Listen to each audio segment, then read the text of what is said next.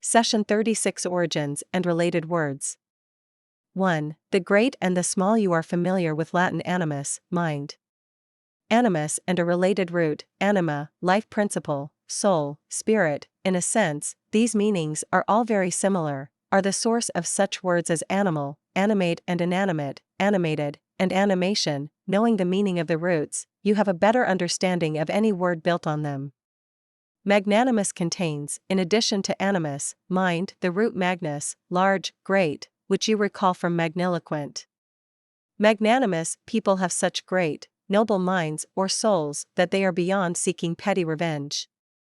The noun is magnanimity. On the other hand, people who have tiny minds or souls are pusillanimous, Latin pusillus, tiny. Hence, they are contemptibly petty and mean. The noun is pusillanimity. Other words built on animus, mind. 1. Unanimous, of one mind. If the Supreme Court hands down a unanimous opinion, all the judges are of one mind, Latin unus, one. The noun is unanimity.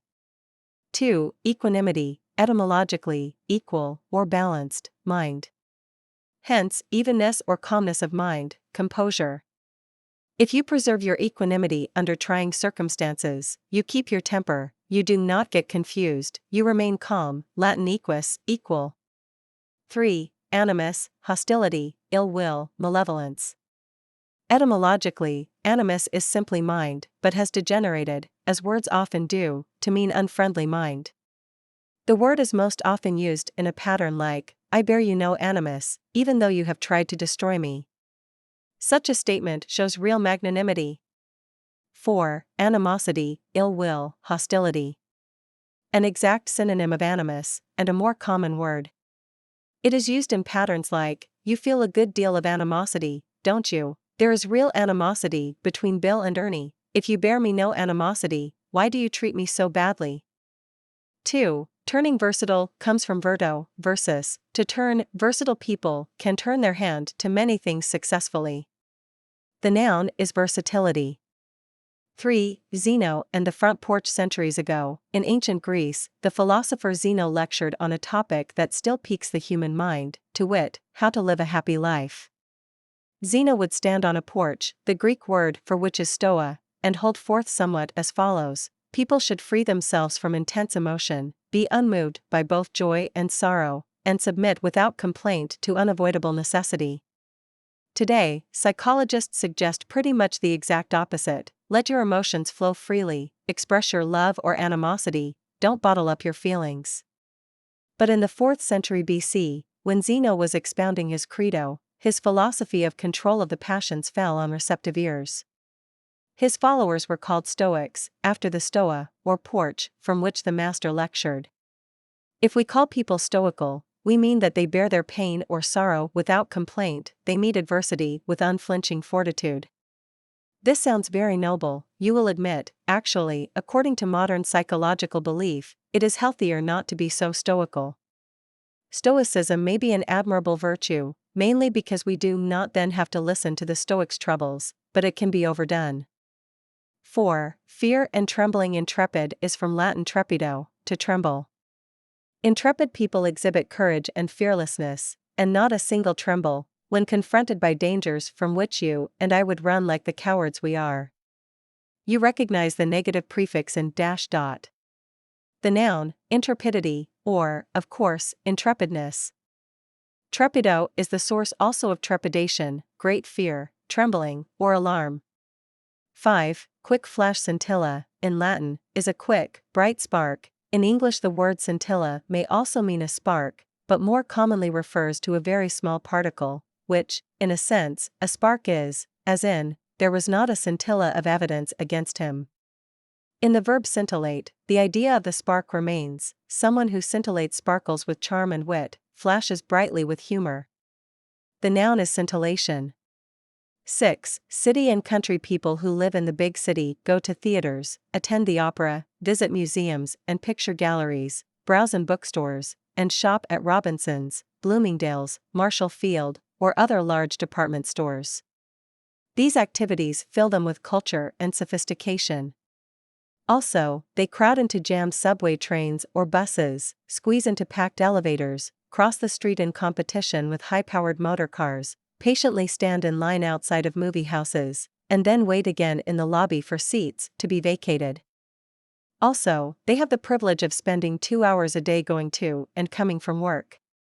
As a result, city dwellers are refined, polished, courteous, or so the etymology of urbane, from Latin urbs, city, tells us. And you must be absurdly credulous, if not downright gullible, to believe it. The noun is urbanity. So urbane people are gracious, affable, cultivated, suave, tactful, add any similar adjectives you can think of. Urban as an adjective simply refers to cities, urban affairs, urban areas, urban populations, urban life, urban development, etc. Consider some prefixes: sub dash, near, inter dash, between, intra dash, inside, within, ex dash, out. Add each prefix to the root urbs, using the adjective suffix n, sub, near the city. Sub has a number of meanings: under, near, close to, etc., inter, between cities, intra, within a city, ex, out of the city. The suburbs are residential sections, or small communities, close to a large city. Larchmont is a suburb of New York City, Whittier a suburb of Los Angeles. Suburbia may designate suburbs as a group, suburban residents, or suburbanites, as a group, or the typical manners, modes of living, customs, etc. of suburban residents. An interurban bus travels between cities, an intraurban bus within a single city. An exurb lies well beyond, way outside, a large city, and generally refers to a region inhabited by well-to-do families. Exurb has derived forms corresponding to those of suburb. Can you construct them? Plural noun, adjective, resident, as a group, manners, customs, etc. Urbs is the city, Latin res, ruris is the country, i.e., farmland, fields, etc. So rural refers to country or farm regions, agriculture, etc., a wealthy rural area. Rustic as an adjective may describe furniture or dwellings made of rough-hewn wood, or furnishings suitable to a farmhouse, or, when applied to a person, is an antonym of urbane, unsophisticated, boorish, lacking in social graces, uncultured. Noun, rusticity. Rustic is also a noun designating a person with such characteristics, as in, he was considered a rustic by his classmates, all of whom came from cultured and wealthy backgrounds. Urbane and rustic, when applied to people, are emotionally charged words. Urbane is complimentary, rustic derogatory. Point 1 To rusticate is to spend time in the country, away from the turmoil and tensions of big city life. Can you construct the noun? Review of etymology: prefix, root, suffix meaning one. Animus mind 2. Anima soul, spirit, life principle 3. Magnus large, great 4. Pusillus tiny 5. Unus 1 6. Equus, equal 7, verto, versus to turn 8, stoa porch 9, in negative prefix 10, trepido, to tremble 11, scintilla a spark 12, herb city 13, sub near, close to, under 14, inter between 15, inter within, inside 16, ex out 17, rus, ruris country, farmlands 18. 8 verb suffix 19. Ion noun suffix added to 8 verbs.